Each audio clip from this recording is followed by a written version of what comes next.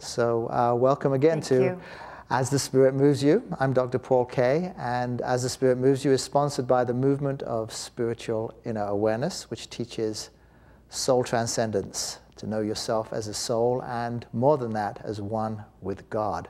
So we're thrilled today to have a very, very special guest with us, Leigh Taylor Jung. We've already spent 1 hour talking with her, learning about how the Spirit moved her in her life to this extraordinary convergence where she met John Roger and realized that he was her spiritual teacher. And of course, John Roger, very special, the founder of the Movement of Spiritual Inner Awareness. And I like to describe John Roger, and I think Leigh in the first interview really described it as the embodiment of love. I mean, the loving that comes out of him. So we'd like to continue with this quest, with this journey, and this extraordinary thing where you're seated, in a sense, like a marriage ceremony, in a sense, with Baba Muktananda at the head, and you on one side and John Roger on the other. And as you said, there's this, what you perceived as a transfer of karma from Muktananda to your new spiritual teacher, so to speak, John Roger. What gave you the sense of that was what was taking place? Well, I have to say that sense was an after-the-fact sense. It certainly wasn't at that moment. In fact, I didn't recognize at that moment how much like this was my experience until thought later. I went on this retreat with Baba, and I was in a lot of pain because that union or sense of union it almost felt like, again, I was being kind of pushed away, and I didn't understand. When I got back, I realized that it was important for me to get clear, because this was big business to me. This was the most important business of my life. It was my relationship to God. And I had great regard and understanding and experience of the value of a teacher, a living spiritual teacher, who himself is awake in God. And I understood this now of John Roger deeply, and I felt this deep calling to go that way. But I had a lot of internal mental issues with, was I falling, failing, disloyal, so forth. So I decided I'd go away a week on a personal retreat, just myself alone.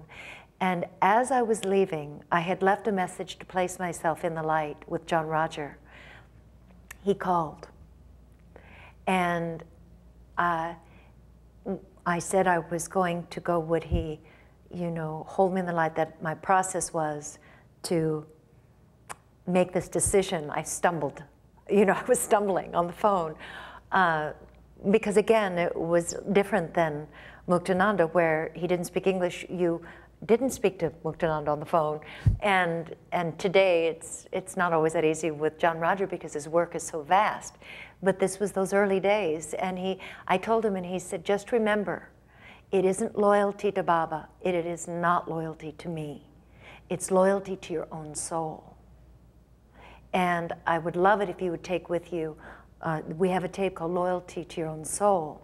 So on my way out of town, I picked it up at Prana, and I spent a week, and as I'm coming in the house, this is what I recall, within an hour the phone rang, and I said, oh, JR, I've come home. This is my home. This is my family. This is my home. And, but it had been a very deep process. I had had to go to the very core of what my heart and soul were speaking to me of, and at the same time including and acknowledging the deep and abiding love I had for Baba. And it was at that time I began to see how this was that Baba Muktananda was like a father in spirit, and who was ushering me forward into this greater movement. It wasn't a lesser or greater, but it was the movement forward and on. And it was clean and clear at that point, and that began my journey with John Roger. Was there any interaction with Baba, any kind of closure with him, where you went and said, Baba, I'm now leaving you and I'm now going to go with John Roger? Oh, it's a very touching question, and I'm glad you asked it. Within some months, Baba became ill, and he began to have these diabetic, almost like rivers of a kind of, they're like mini strokes, but diabetes was a part of it. And I heard he was ill, and I was on my way out, lickety-split, to catch a plane to go see him. And the phone again rang, and it was John Roger. And he said, please give my great love when you see Baba, and that I love him and regard him, honor him, and I'm with him. And I got to San Francisco, where Baba was in a hospital, and of course there was a long line of people waiting to go one at a time, being ushered into Baba's hospital room by his very dear valet, if you will, a disciple. And when it was my moment, I just lost all decorum, and I ran and threw myself on Baba's chest, who was lying bare from the waist up with just a sheet over him. And he was beating me on my back, and I'm crying, and as my heart was placed over his heart, and I saw this huge beam of purple light just come through me, right through me and into Baba. And I started sweating, and of course Baba was doing his thing too. And just this love, just like dissolving in love on Baba, and he just kept holding me close and holding me close and holding me close. And finally, you know, they say, acha, you know, I got up, and that was the last time I saw Baba. And when I walked into my home, the phone rang, and I got to tell JR, and he said, good, nothing but good. And so I knew that his love had, because as we know, the purple light, that seeing of the purple light is the presence of the traveler, the mystical traveler, which is the consciousness that John Roger holds. And then Baba died shortly after that, or? I think he was alive another number of months, okay. And then he passed. And then he passed it on to one of two people, I believe, yes. his mantle, and the one that retained it was your friend, so to speak. Yes. Multi, did you call Multi. Multi. And she became Guru Mai. Mm-hmm. And have you had any contact with her since, or no, did you have but any urge to? I do. More recently than for many years, because you know, it was always a great inclusion, the love of that path, but I wasn't drawn to visit. But now I would love to pay my respects, and all these many years later. And so clearly you've retained that love in your heart for well, what a journey what she journey. has. Yeah. And so now there's closure with Baba Muktananda, and John Roger's your spiritual teacher. And this is about now 1975, 1976 or so. Yes, I became initiated, I believe it was 76, 75, 76. And you're on your way. Yes, a wild ride. Right, it's probably about 30 years or so now, celebrating that. You've obviously learned an enormous part of this actual, what we've been talking about this whole time has really been this period from 1972 to essentially 1975. And like you say, what a journey. What have you learned now, let's say, from that 1975-76 period right the way through this last 30 years or so? What has defined that for you?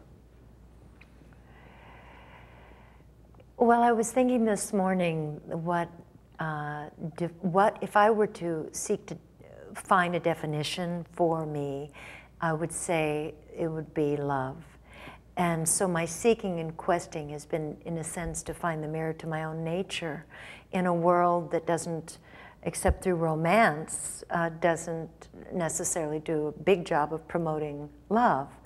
And John Roger has is the most, I mean, again, this is when I feel like it's almost a wordless level, has been the greatest demonstration of living love I've ever known in my life.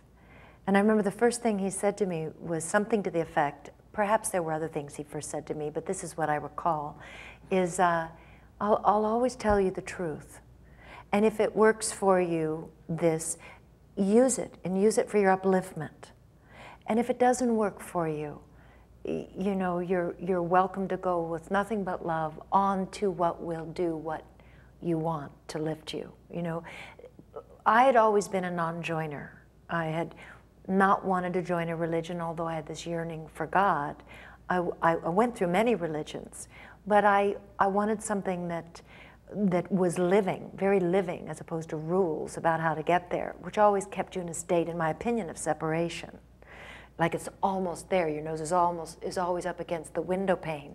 When I read the Sermon on the Mount the first time, I said, I want to be that. I want a path that allows me to become that and be that. So when I met John Roger, I took his advice and felt that the door was open, which gave me a great sense always, and it has remained so to this day, a sense of freedom to expand and use this path and the teachings and the practices and all the abundance that he offers us to learn to become more of who we truly are, which is divine.